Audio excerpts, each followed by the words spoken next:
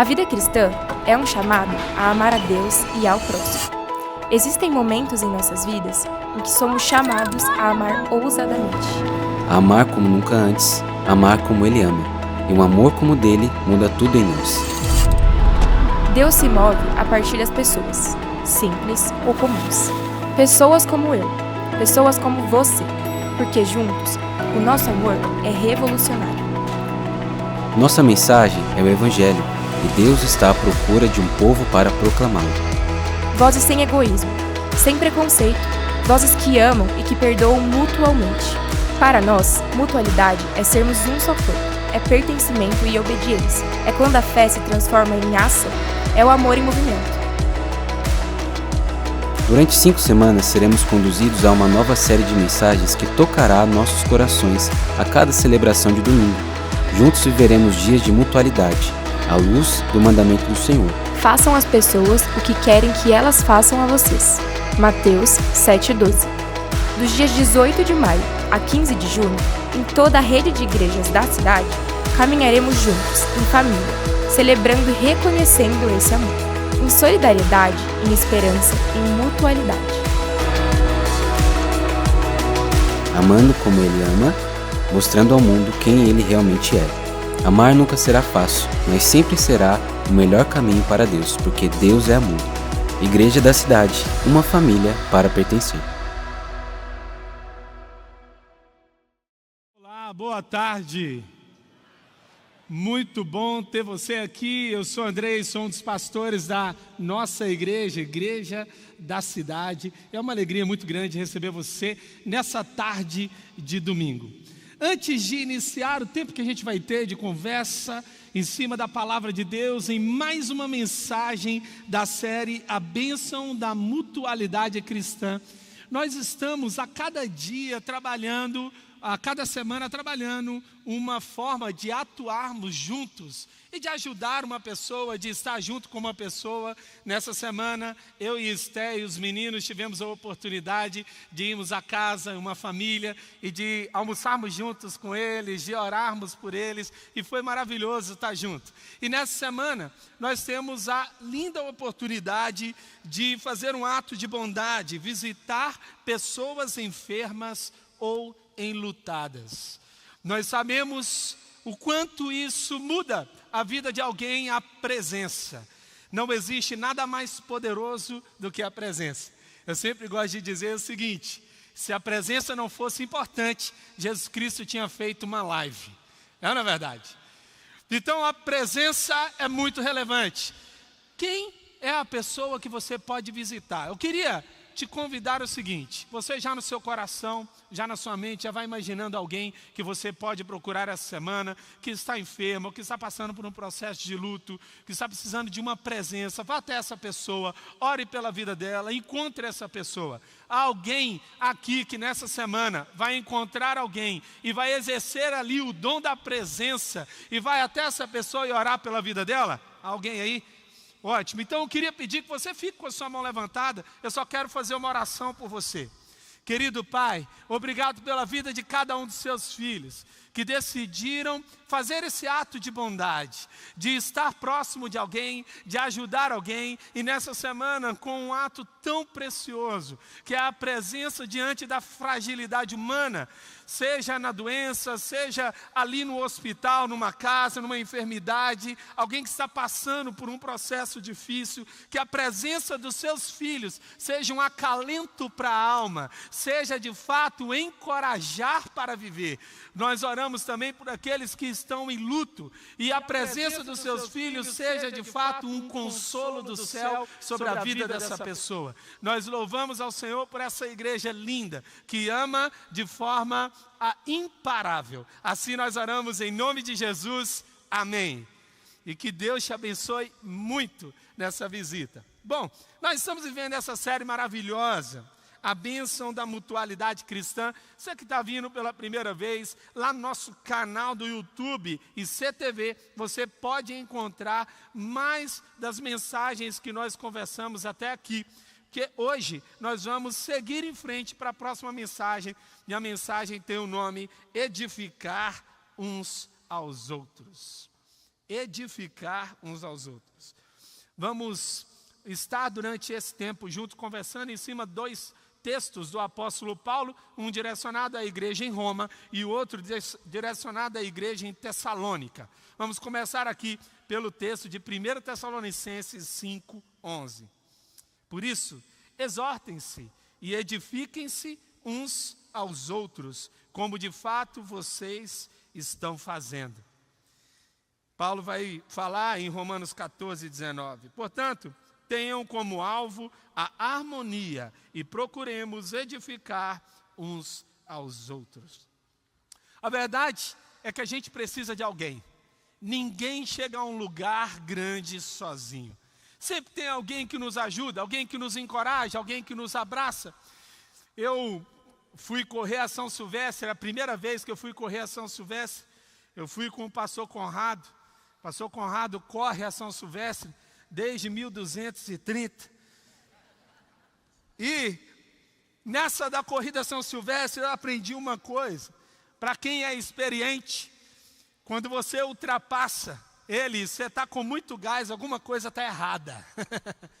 E eu estava cheio de gás, eu estava cheio de ânimo e estava correndo. E antes de chegar ali na Brigadeiro, que para quem já correu a São Silvestre vai me entender, na Avenida Brigadeiro já começa o povo já dizendo assim, vai morrer, vai morrer, vai morrer. E realmente você vai sentindo que alguma coisa ruim está prestes a acontecer. A verdade é que eu comecei a formigar nas mãos. Minhas mãos formigavam e eu comecei a sentir o calor que estava ali, o sol em cima. Dia 31 de dezembro, eu olhei assim, passou Conrado, eu falei assim, olha, eu acho que eu não estou muito bem não, a minha mão está formigando. Ele falou, acho melhor você parar e ir andando. Aí beleza, comecei a andar, segui o conselho dele. E ele falou, vou seguir em frente. Com 200 anos de idade, pastor Conrado, feliz lá correndo. Estou brincando, pastor Conrado, muito querido, amado demais. E ele correndo, pastor Conrado seguiu em frente, mas daqui a pouco ele me ensinou uma das lições mais belas da minha vida, ok? Ele olha para trás e ele faz uma coisa que para quem corre é muito difícil. Ele volta a corrida e ele começa a correr do meu ladinho. Ali, só trotando, e ele veio do meu lado. Chegar no final, ele fala, vamos tentar correr? Eu tentava correr um pouquinho, mas não dava. Aí ele continuando do meu lado. Chegou até o final, ele me levou até o último. A gente passou ali na parte de chegada. E aí depois voltando para casa, ainda tive que passar ainda pelo vexame de ter uma cãibra gigantesca. E o pastor Conrado aqui, já fazendo aqui, ó, já me ajudando. O pastor Conrado foi uma bênção na minha vida e ainda é. E ele olhou assim para mim, ele falou assim, filho, sabe por que eu voltei? Eu pensei, se o André passar mal, tem toda uma estrutura para ajudá-lo. Porque a São Silvestre é gigantesco. Médicos, enfermeiros, tem uma estrutura que pode auxiliá-los. Mas nenhum deles é irmão dele. E ele retorna e vem comigo até o final. Sabe o que eu vejo aqui? Uma geração que é capaz de quebrar a corrida para voltar e levar a outra para finalizar a jornada. Eu quero declarar em nome de Jesus isso sobre a sua vida, sobre a sua família. Talvez você não vai chegar mais rápido nos objetivos, mas o foco não é você correr de uma maneira genial, o foco é todo mundo pisar no pódio. Quando nós falamos sobre edificar, nós estamos falando sobre uma igreja que não se importa com a velocidade, mas se importa em carregar todos juntos, em que todos cresçam. A velocidade, ela é relevante, ela é importante, mas ela não pode ser ao preço da maturidade. 1 João 2, versículos de 12 a 14, João vai escrever essa carta e ele vai mostrar 3 níveis de maturidade, é bem interessante. Ele vai dizer assim, ó, filhinhos, olha só, filhinhos, eu lhes escrevo porque os seus pecados foram perdoados, graças ao nome de Jesus. Pais, já mudou aqui. Eu lhes escrevo porque vocês conhecem aquele que é desde o princípio. Jovens, mudou de novo. Eu lhes escrevo porque venceram o maligno. E ele volta. Filhinhos, eu lhes escrevi porque vocês conhecem o Pai. Pais, eu lhes escrevi porque vocês conhecem aquele que é desde o princípio. Jovens, eu lhes escrevi porque vocês são fortes. E em vocês a palavra de Deus permanece e vocês venceram o maligno. Há 3 níveis de maturidade. Ele utiliza 3 termos diferentes. Ele pega a família como referência e ele usa a família como referência para falar sobre maturidade espiritual. Existem os filhinhos, existem os jovens e existem os pais. Os filhinhos são aqueles que entregaram a vida a Jesus. E então receberam de Jesus o poder libertador de não viver mais aprisionado pelo pecado. Mas existem os jovens, são aqueles que amadureceram, estão com força, com garra, eles lutam, eles batalham para vencer o inimigo. Mas existem os pais, aqueles que são maduros, que conhecem a Deus profundamente. Existe uma coisa que eu aprendi, eu me batizei com 8 anos de idade.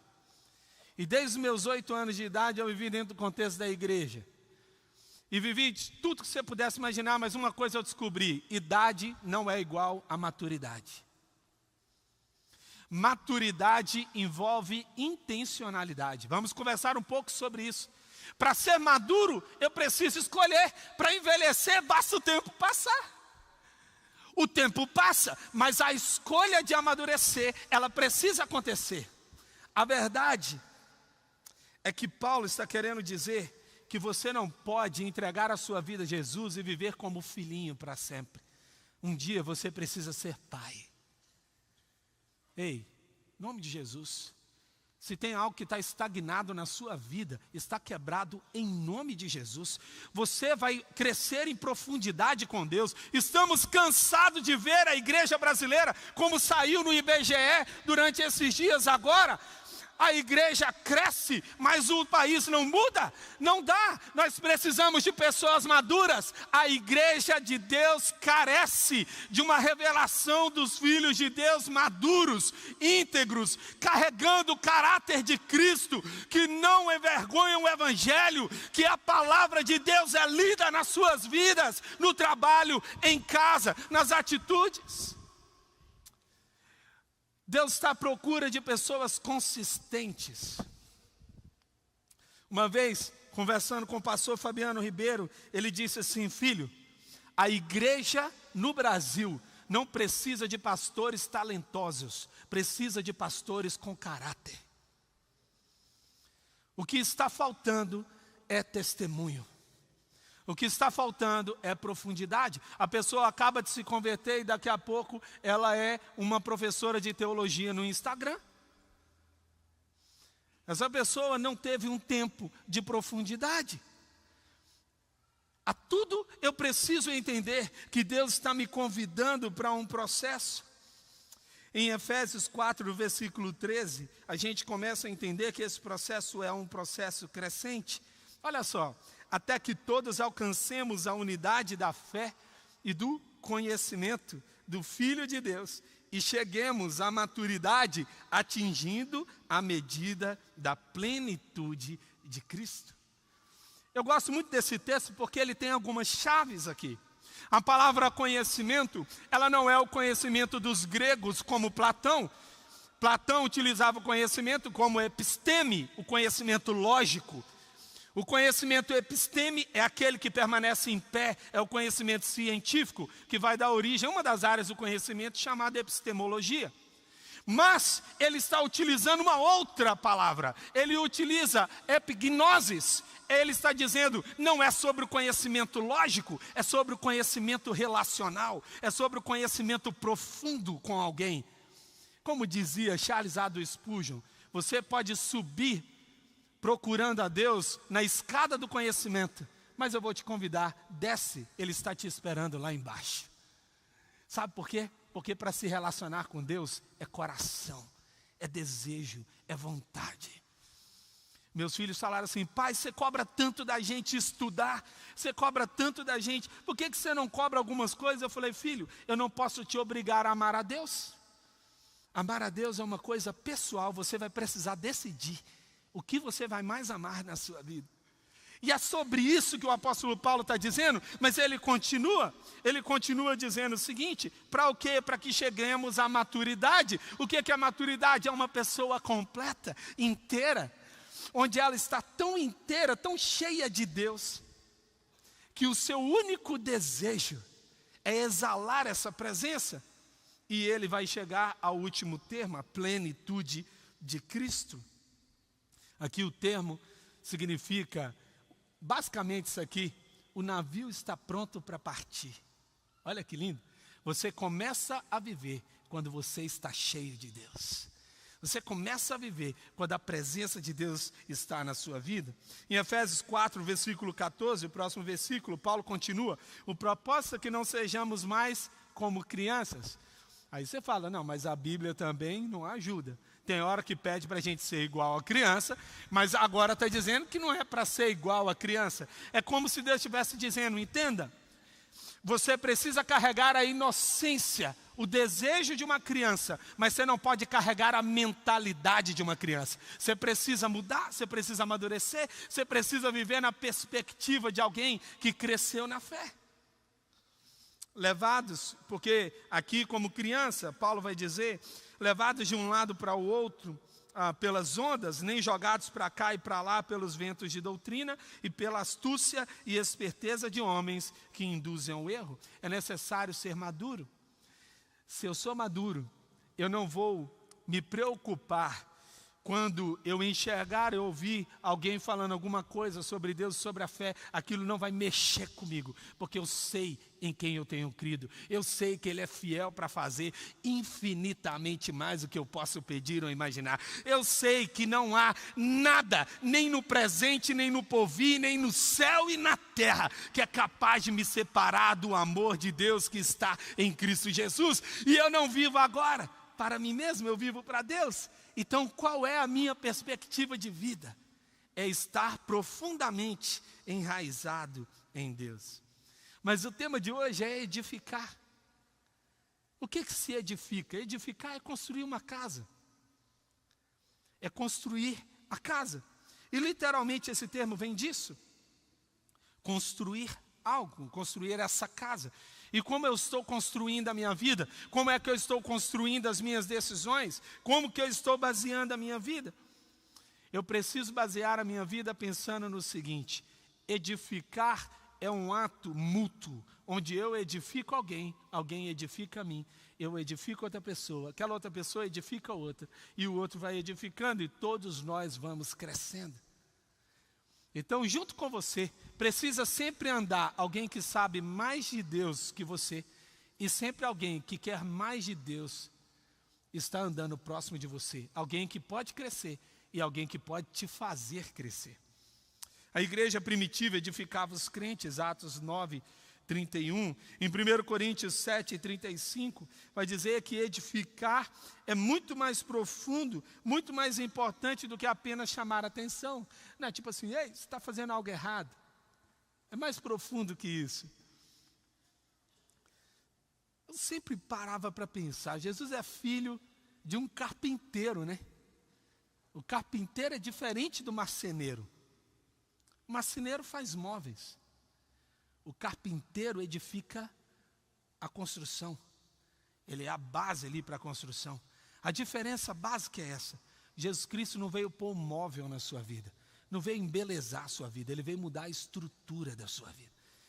Ele veio mudar a forma como você vive, a forma como você pensa, a forma como você constrói os seus sonhos, a forma como você constrói os seus desejos. E então, a partir daí, eu vejo uma pessoa me ajudando a me tornar mais parecido com Cristo, e eu ajudo alguém a se tornar mais parecido com Jesus, e uns aos outros nós vamos edificando. Essa é a beleza do Evangelho. Você vai precisar daquele irmão esquisitinho. A gente precisa uns dos outros, porque eles nos ajudam. E eu até digo assim, né? Você sabe qual é a pessoa mais nociva que você tem na sua vida? é aquela que é tão superficial que só fala aquilo que te agrada. É aquela que não tem coragem de te falar assim, olha, está errado, você precisa mudar. É aquela que não vai dizer que você está com um pedaço de alface no dente. É aquela que te deixa passar a vergonha. Mas se você andar com pessoas autênticas, que te amam de verdade, elas vão dizer, olha, isso aqui precisa mudar. Você precisa fazer isso aqui. Como é que você vai continuar desse jeito? É ou não é assim? Então, graças a Deus por cada pessoa chata que Deus colocou na nossa vida. Olha de lado e agradece, fala assim, muito obrigado. Você é uma bênção na minha vida. Essa pessoa está ao seu lado para te ajudar. Certamente pessoas assim nos ajudam a desenvolver a nossa fé.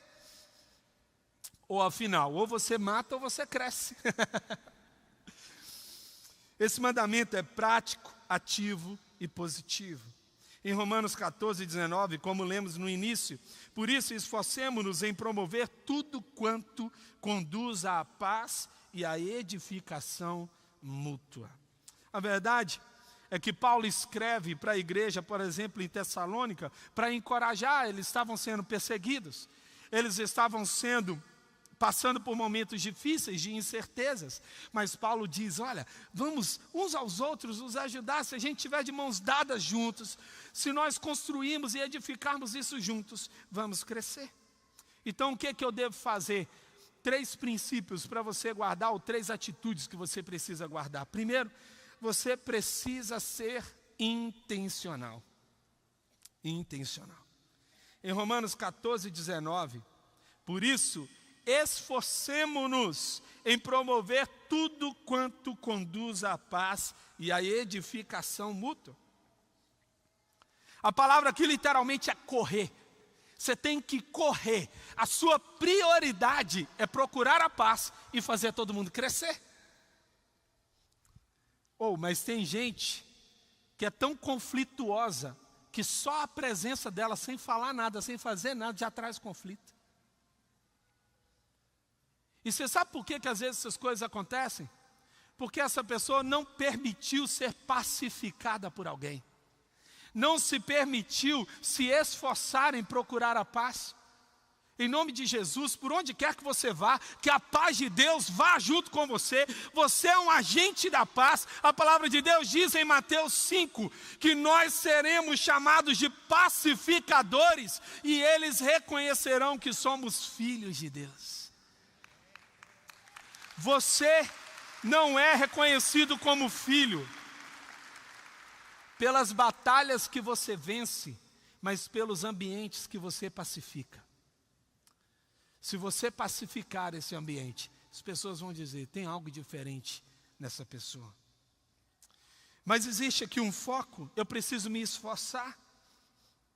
Aconteceu uma coisa importante, intimidade, desde o jardim do Éden, deixou de ser algo natural, precisa ser intencional. Eu estava lendo com o livro do pastor Fabiano, Paternidade Bem Resolvida, com um dos meus filhos. E ele estava aqui junto comigo, e a gente passou exatamente nesse momento, em que diz que a intimidade precisa ser intencional. Ele falou, pai, o que isso significa? Eu falei, filho, se a gente não separasse um tempo para ler esse livro e estarmos juntos, pode ser que a intimidade nunca viesse a acontecer. Intimidade com Deus não é um acontecimento, é uma busca diária. Você não pode sair aqui da igreja saciado, você tem que sair daqui com fome e sede. Você tem que voltar para casa e falar, eu preciso de mais. Eu preciso mais de Deus. Eu preciso de mais. Você não pode vir para a igreja para recarregar as suas forças e energias. Aqui nós viemos te dizer o seguinte, há mais de Deus disponível para a sua vida. E durante essa semana, há um favor de Deus querendo ser liberado sobre a sua casa, sobre a sua vida, sobre a sua família. E você pode vivenciar isso de forma profunda. A palavra fome e sede de justiça. Jesus Cristo também vai afirmar isso no Sermão do Monte. Eu preciso ter fome de Deus. Existe uma passagem, e não há uma concordância sobre o que eu vou dizer, mas de forma poética nos ajuda a compreender algo. Existe uma passagem na Bíblia que vai falar sobre a corça ter sede de água. A corça tem sede de água. E essa sede de água, alguns estudiosos afirmam que ela acontece por dois motivos. O primeiro é um motivo óbvio, de que todo ser vivo precisa da água. E então ela bebe a água para sobreviver. Mas existe um segundo motivo, que poderia ser o fato de que o fato dela não beber a água, ela exalaria um odor em que os seus predadores de longe reconheceriam que tinha uma presa frágil e que estava ali pronta para ser abatida. Então esses predadores se aproximam dessa presa. Há um fato: aquele que não tem sede de Deus e não corre para as águas, ou para a profundidade, ou para beber da água viva, se tornam mais frágeis diante do inimigo. E o inimigo, ele não vai parar, ele não tira férias, ele está focado em matar, roubar e destruir. E você precisa estar focado em amar a Deus, amar a Deus, amar a Deus. E aí, quando você estiver bem focado nisso, seu foco maior for Deus, você sempre vai estar amando as pessoas à sua volta. As crises e desafios naturais da vida cristã exigem de nós, de cada um de nós, uma busca por permanecer firme na fé. E isso não deve vir de um esforço ocasional, mas a gente precisa do apoio de irmãos. Eu só estou aqui hoje porque um dia um irmão me encorajou. Já contei isso em outros contextos, mas eu era um adolescente, estava fora da igreja, e eu me lembro de um diácono vir conversar comigo e dizer assim: olha, Andrei, eu não sei o que está acontecendo, mas eu acredito que Deus tem um futuro para você. Eu acredito que Deus tem algo para a sua vida. Naquele contexto, eu nunca vi aquele diácono falar aquilo. Eu cresci naquela igreja. E a única coisa que aquele diácono fazia era me tirar do piano, que eu gostava de ficar lá tocando na tecla do piano, e era um piano de cauda, e não podia, ia desafinar o piano, aí ele me tirava do piano. Mas eu aprendi, através da vida daquele irmão, que encorajar pessoas pode mudar destinos. Não deixe de encorajar. Talvez você esteja vendo alguém. Eu estou olhando agora para vocês aqui, e está me vindo no meu coração. Deus vai te dar olhos para você declarar, não o que você está vendo fisicamente, mas o que a fé sua está projetando. Você vai olhar a pessoa e vai dizer assim, ó, você está desse jeito, mas eu não vejo você assim. Eu vejo você assim, assim, assim, assim. Sabe por que eu vejo isso? Porque Deus declarou isso sobre a minha vida. Você não vai ficar estagnado, você não vai ficar parado. O pecado não vai dizer a última palavra. As drogas não vão dizer a última palavra. O vício não vai dizer a última palavra. O orgulho não vai dizer a última palavra. Mas eu creio que o amor de Deus vai trazer e vai desenhar futuros por meio do encorajamento que Deus vai colocar através da sua vida. Quem sabe, numa próxima celebração, alguém que você já nem acreditava mais, o Espírito Santo trouxe à sua mente agora, o seu coração, vai estar sentado ao seu lado na próxima celebração. Você precisa ter iniciativa pessoal e edifiquem-se uns aos outros. Em 1 Tessalonicenses 5,11, você precisa começar a mudança. Edificar um ao outro é uma decisão. Só existe uma resposta quando Deus nos chama. Repete assim comigo. Quando Deus me chama, só existe uma resposta razoável. Eis-me aqui, envia-me. Então, se Deus está falando com você, Ele não veio te contar algo, Ele está te chamando para realizar uma mudança. Edificar é construir, é fortalecer a fé, o caráter de alguém. Isaac Newton, essa frase é atribuída a ele, mas já ouvi dizer que veio já no século XII. Ele dizia assim: se eu vi mais longe, foi porque eu estava sobre os ombros de gigantes. E estar sobre os ombros de gigantes me faz crer que eu posso enxergar mais longe. Ah, como é bom está sobre os ombros do Pai. Como é bom poder ver o que eu não posso ver sozinho. Se tem uma coisa que eu e você precisamos, é de uma iniciativa pessoal. Como que eu posso fazer isso? Estudos bíblicos. Eu posso fazer isso no GDC. O GDC é os nossos grupos de pastoreio que se reúnem durante a semana. É um local oportuno. Você está vendo alguém, você está vendo uma situação, você chama essa pessoa e conversa.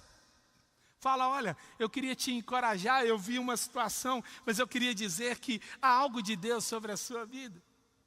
Você não pode ficar calado se Deus te mandou falar. Amém? Há um terceira e última atitude. Reafirmar a prática para com todos. Como na verdade já estão fazendo.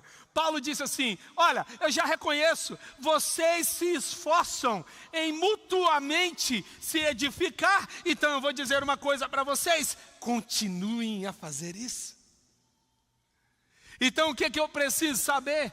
Que edificar a vida do outro é um foco na minha vida. Olha, nós vivemos num momento da história onde nós falamos de plano pessoal e não falamos sobre planos familiares. Eu já vi marido e mulher tendo planos antagônicos, tentando coadunar na mesma família, e é óbvio que deu problema. Você não pode tentar carregar um plano e um sonho de infância, projetar para dentro de um casamento. Por quê? Porque o plano mudou. Eu me lembro que quando eu cheguei aqui, eu fui perguntado pelo pastor Carlito, filho, o que você mais sonha em fazer? Eu falei assim, meu sonho é fazer o seminário teológico de Dallas, é ir para os Estados Unidos e estudar lá. Aí eu fui criar um ministério Ignição na minha família. Fiz o Daniel, Gabriel e Miguel. Você pergunta, seu sonho é ir para Dallas? Eu tenho uma ocupação gigantesca para resolver aqui agora. No último aniversário ele perguntou, filho, qual é a sua oração? Eu falei, pai, por favor me ajuda. Eu tenho um filho de 13 anos que está na adolescência. Eu tenho um de 12 que está chegando. E eu tenho um que nasceu adolescente. O senhor pode orar por mim? Eu preciso de sabedoria. Tem algum pai aqui que precisa de sabedoria? Em nome de Jesus, Deus vai dar. Amém? Você talvez chegou aqui só para receber essa palavra, não é verdade? Mas o fato é esse. Meu plano mudou. Meu plano agora é familiar. O que eu quero? O que eu quero é o que Deus quer para minha família. Eu não tenho mais planos ambiciosos. Eu tenho planos familiares. Eu tenho sonhos familiares. O que edifica a minha família, a igreja, o que edifica a minha família biológica é a minha prioridade. Então talvez hoje Deus esteja falando assim, filho, você tem coragem de entregar os seus sonhos pessoais para que eu possa colocar coisas eternas nas suas mãos? Você tem capacidade de dizer assim, Senhor, está aqui. Sabe por quê? Porque eu não posso ter um ambiente de edificação se cada um está construindo uma coisa. Se cada um está indo para um lado, o filho está indo para um lado, a esposa está indo para um lado, o marido está indo para o outro, a casa está indo para um outro. A palavra de Deus já vai nos exortar. Uma casa dividida não subsiste. Reafirme então o que está sendo feito corretamente. E se você não está fazendo algo para edificar a vida de alguém, eu quero te dizer uma coisa. Você não precisa ser formado em teologia. Você não precisa saber muito de Bíblia. Você sabe que você precisa, só tem um requisito para você edificar a vida de alguém. Exercer o amor de Deus. Ame. Já dizia Saint-Exupéry, você é responsável pelo que você cativa. No livro Pequeno Príncipe, ele já nos alertava. Olha, é necessário que a gente seja responsável pelo outro. Como é bom a gente perceber que os outros nos amam. Estímulo. Olha só o que Paulo vai dizer em Gálatas 4,19. Meus filhos, novamente estou sofrendo dores de parto por sua causa há até que Cristo seja formado em vocês. Paulo está basicamente dizendo assim: olha, eu sofro, eu choro. Quando eu vejo algo errado, eu choro, eu sofro, mas eu não desisto. Eu continuo encorajando vocês. Você vai cair, eu vou te levantar. Você vai parar, eu vou te empurrar. Você vai não saber para onde ir, eu vou seguir na sua frente e eu vou te chamar. Vem aqui. Ei, você chamou para carregar mais alguém junto com você. Você não vai viver essa jornada sozinho. Então encoraje alguém, levante uma pessoa, abrace uma pessoa, ame uma pessoa. Onde quer que você esteja, exerça o amor. Quando uma pessoa apaixonada chega, os ambientes mudam. O meu foco é Cristo ser formado. Em Efésios 4,16, dele todo o corpo, ajustado e unido pelo auxílio de todas as juntas, cresce e edifica-se a si mesmo em amor, na medida em que cada parte realiza a sua função. A gente vive numa ideia de que eu preciso ser o cabeça. Já ouviu essa palavra? Seja o cabeça. Você é o cabeça, você não é cauda. Mas alguém precisa ser o intestino.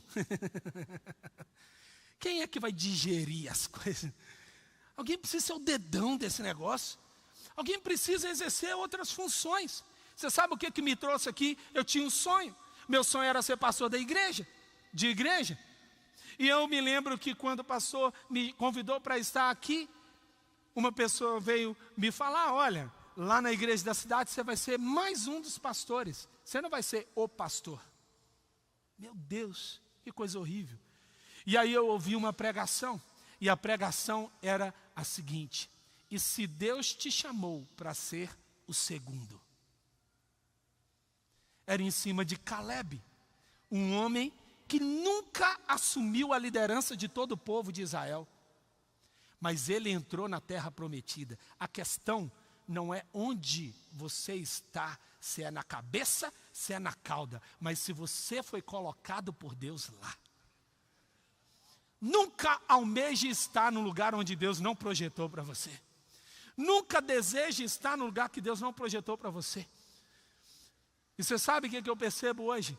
É que muitas pessoas querem ser o líder, o chefe, querem ser o dono, querem ter o status, mas Deus pode não ter te chamado para isso. E se Deus te chamou para ser o copeiro? E se Deus te chamou para ajudar alguém? E se Deus te chamou para levantar uma coisa que ninguém levantou, mas que não tem o brilho dessa terra? A melhor coisa que tem é você ser aceito no céu, mesmo que você seja rejeitado na terra. E aqui vem uma verdade profunda e preciosa. Edificar a vida de alguém significa não ver você como foco, mas quem Deus te entregou para amar. Em Filipenses 3,12, não que eu já tenha obtido tudo isso, isso é Paulo, ou tenha sido aperfeiçoado, mas prossigo para alcançá-lo, pois para isso também fui alcançado por Cristo Jesus. Paulo está dizendo, eu não cheguei lá. Já contei já em alguns momentos, mas eu tinha um amigo que olhava no espelho e ele falava: uau, Senhor, grandes obras tu fizestes. Vejo que o Senhor é grande, que o Senhor é bom, o Senhor é poderoso. A gente sabe que precisa mudar. A gente sabe que ainda a gente não chegou lá. Sabe, deixa esse negócio de sustentar uma máscara. Eu não estou falando que você é uma pessoa falsa, mas às vezes a gente põe representações em alguns lugares. Eu estou estudando e eu ouvi de um CEO de uma empresa multinacional belga, ele falando assim: no meu trabalho as pessoas não falam comigo, elas têm medo de falar comigo. As pessoas não conseguem conversar comigo. E eu fiquei pensando, mas por quê? Por quê? Eu e você, a gente carece das mesmas coisas. O fato de eu estar aqui não muda em nada. Eu preciso da mesma coisa que você, na verdade. Eu preciso de você. Como dizia a musiquinha antiga, você precisa de mim. Nós precisamos de Cristo até o fim. A gente não consegue sozinho. Porque tem dias que a gente não está bem e a gente precisa de alguém para nos ajudar. Tem dias que a gente não consegue se levantar na alma. Às vezes até o corpo levanta, mas a alma ainda ficou lá. E a gente precisa de alguém para nos lembrar quem somos em Cristo Jesus. Edificar a vida de alguém é não fazer com que uma pessoa que está próximo de você perca o destino dela. A Bíblia vai falar sobre um peixe que sofreu bastante. A maior azia da história foi registrada na Bíblia. Esse peixe estava de boas, nadando. E então uma pessoa é jogada no oceano. E Deus disse, engole. De quem eu estou falando? De Jonas. Aquele grande peixe engole Jonas. E aquele desobediente está dentro do peixe. O peixe está sofrendo. Eu quero que você me entenda. Não estou do lado do Jonas hoje. Eu estou do lado do peixe. Que vida sofrida. E ele estava mal. Mas algo muito interessante acontece. Jonas começa a orar dentro da barriga daquele peixe. E então a palavra de Deus diz que o peixe joga Jonatas na praia. Então Jonatas tem a possibilidade de andar até Nínive. E Deus ministrou muito no meu coração sobre aquele peixe. Falou, filho, você precisa ser como ele. Como? Como um peixe. Aquele peixe engoliu um desobediente e vomitou um profeta. Todo mundo que se aproxima de você precisa crescer. Todo mundo que chega próximo de você precisa amadurecer. Essa pessoa precisa sair melhor. Ninguém pode se aproximar de você e sair do mesmo jeito. Sabe por quê? Porque você é a imagem e semelhança do Senhor Deus. Você carrega a essência e o DNA dos céus. Todas as pessoas que se aproximarem de você, se estavam tristes, encontrarão alegria. Se estavam decepcionadas, encontrarão esperança. Se desistiram, vão se levantar.